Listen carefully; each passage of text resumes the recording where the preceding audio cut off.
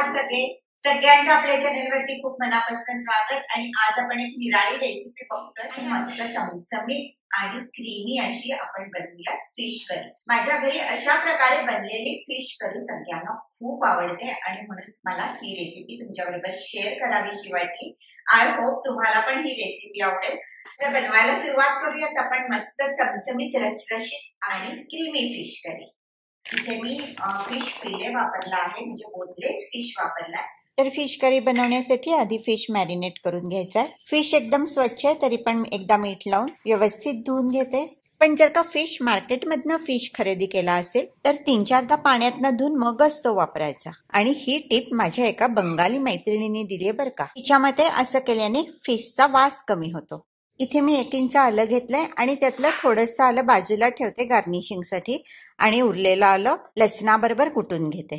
साधारण लसणाच्या 8 ते 10 पाकळ्या वाटण्यासाठी घ्यायच्या आहेत। मीठ अर्धा चमचा, कुटून घेते हे सगळं।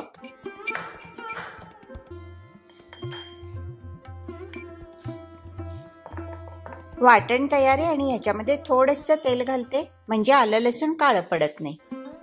आणि आता फिश मॅरिनेट करूयात। मॅरिनेशनसाठी हे अर्धा चमचा काश्मीरी तिखट, मीठ अर्धा चमचा, वाटून ठेवलेला आलं लसूण अर्धा चमचा,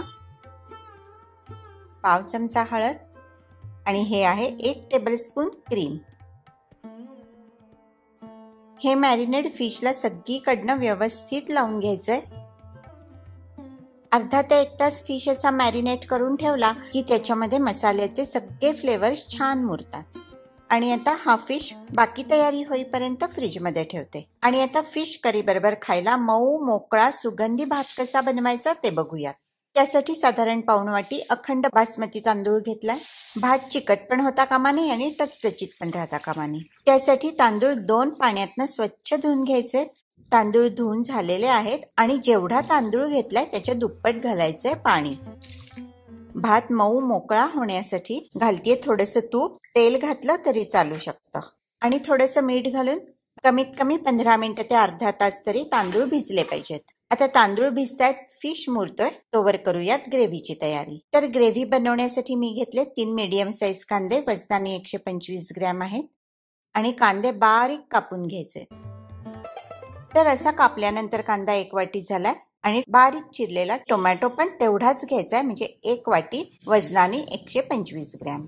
गरम मसाल्यात घेते 7-8 लवंगा, 2 दालचिनीचे तुकडे, 2 तमालपत्र, अर्धा टीस्पून गरम मसाला पावडर, 1 टीस्पून जिरा पावडर, तिखट अर्धा किंवा 1 टीस्पून आणि हे सुरुवातीलाच वाटून घेतलेलं आलं लसणाचं वाटण 1 टेबलस्पून। तिखटात थोडं पाणी घातलं, त्याची पेस्ट बनवली की फोडणीमध्ये तिखट जळत नाही आणि काळं होत नाही। त्यामुळे ग्रेव्हीला तिखटाचा सुरेख लाल रंग येतो। साधारण अर्धी वाटी कोथिंबीर घेतलीये आणि मेथीचा सीझन आहे त्यामुळे कसुरी मेथीच्या जागी अर्धी वाटी ताजी हिरवी मेथी घेतलीये। तर आजची ही फिश करी एकदम चमचमीत आहे आणि त्याच्यामध्ये नारळाचा थोडासा गोडवा पण आहे। ओला ताजा नारळ वाटून त्याचं दूध काढून आईस ट्रेज मध्ये घालून फ्रीझर मध्ये सेट केलं म्हणजे हवे तेव्हा हवे तेवढेच क्यूब्स फ्रीझर बाहेर काढून गरजेप्रमाणे वापरता येतात। ग्रेव्ही मध्ये घालण्यासाठी पाऊण वाटी तरी नारळाचं दूध लागणार आहे, त्याप्रमाणे तेवढेच क्यूब्स काढून घेते। आणि नारळाच्या दुधात घालण्यासाठी 1 चमचा मैदा हलका भाजून घ्यायचा आहे। हा भाजलेला मैदा नारळाच्या दुधात घातला की दूध ग्रेव्ही मध्ये घातल्यानंतर फाटणार नाही। भाजलेला मैदा मिक्स करायचा आहे नारळाच्या दुधात। आणि आता फिश फ्राय करायला घेऊयात। तेल छान तापलंय आणि तेलात घालतीये मॅरिनेटेड फिशचे तुकडे। महत्वाचा मुद्दा म्हणजे फिश हा फ्रेशच असला पाहिजे, नाहीतर त्याला वास येतो आणि त्याची चव पण खराब लागते। एका बाजूने ब्राऊन झाला की फिश उलटायचा आहे। आता इथे आपण फिश फिले वापरले, बोनलेस फिश आहे त्यामुळे अगदी 2 मिनिटाच्या आत फिश शिजतो। हा बघा, उलटता उलटताच तुटायला लागलाय, एवढा मऊ झालाय। अजून एक टिप म्हणजे फिश कधीही जास्त शिजवायचा नाही, कारण तो जास्त शिजला की टफ बनतो। त्यामुळे कुठलाही फिश असो तो कधीही ओव्हर कुक करू नका। तर अशा प्रकारे फिश तळून झालेले आहेत आणि हे जे तेल उरले त्या तेलात आणि ह्या पॅन मध्येच ग्रेव्ही बनवणार आहे, म्हणजे पॅन मधले किंवा तेलामधले सगळे फ्लेवर्स करी मध्ये उतरतील। एकीकडे भात शिजायला ठेवूयात। पाण्याला उकळी येईपर्यंत गॅस मोठा ठेवायचा आणि मग नंतर गॅस बारीक करून थोडीशी फट येईल अशा प्रकारे झाकण ठेवायचंय. फट ठेवली की भातातलं पाणी उतू जात नाही. बघूयात भात झालाय का. मस्त वास येतोय भाताचा आणि भात तयार आहे. एकदम मऊ मोकळा झालाय. गॅस बंद करते आणि वाफ जिरण्यासाठी मात्र भात थोड्या वेळ झाकून ठेवायचा. त्यामुळे भात मऊ लुसलुशीत होतो. आणि आता बनवायला घेऊयात फिश करीसाठी ग्रेव्ही. त्यासाठी फिश तळलेलंच तेल व पॅन वापरते. 2 चमचे तेलावर परतायचा खडा म्हणजे अख्खा गरम मसाला, तमालपत्र, आलं लसणाचं वाटण,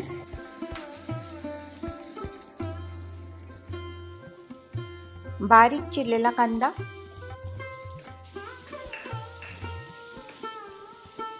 कांदा सोनेरी झाला की घालायची चिली पेस्ट, घालतीये ताजी मेथी, मेथी परतली की बारीक चिरलेले टोमॅटो घालायचे आणि ही कोथिंबीर. हळद घालायची राहिली तर ही घालतीये पाव चमचा हळद, जिरा पावडर आणि फिश फ्राय झाल्यानंतर प्लेटमध्ये हे मॅरिनेट शिल्लक होतं त्याच्यामध्ये थोडंसं पाणी घालून ते घालतीये मसाल्यात. अधूनमधून थोडं थोडं पाणी घालत मसाला परतायचा आहे म्हणजे मसाला जळत नाही आणि छान मऊ होतो. घालतीये गरम मसाला आणि मैदा मिक्स केलेलं नारळाचं दूध. दुधामध्ये असा मैदा घालायला विसरू नका नाहीतर दूध फाटेल. पाहिजे तेवढं पाणी घालून ग्रेव्ही पातळ किंवा दाट हवी तशी ठेवू शकता. शेवट ग्रेव्हीच्या क्वांटिटीचा अंदाज आला की त्याच्यामध्ये घालायचे चवीप्रमाणे मीठ. झाकण ठेवून एक वाफ दिली की गरमागरम फिश करी तयार. आता इथे किचन मध्ये फिश करीचा आणि गरम गरम भाताचा घमघमाट इतका मस्त सुटलाय. ग्रेव्ही काढून घेते सर्व्हिंग बोल मध्ये. ग्रेव्ही मध्ये घालायचे नारळाचं दाट दूध किंवा क्रीम आणि तळलेले हे नाजूक असे फ्राईड फिशचे तुकडे अलगद सोडायचे ग्रेव्ही मध्ये. वरून मस्त ताजी कोथिंबीर घालायची, आल्याचे तुकडे घालायचे आणि अशी मस्त फिश करी गरम गरम भाताबरोबर मी तर खाणार आहे. पण तुम्हाला पण हवी असेल तर ही रेसिपी नक्की करून बघा आणि गरमागरम मऊ लुसलुशीत भाताबरोबर ही अत्यंत स्वादिष्ट फ्लेवरफुल क्रीमी चमचमीत फिश करी खाण्यासाठी तयार आहे.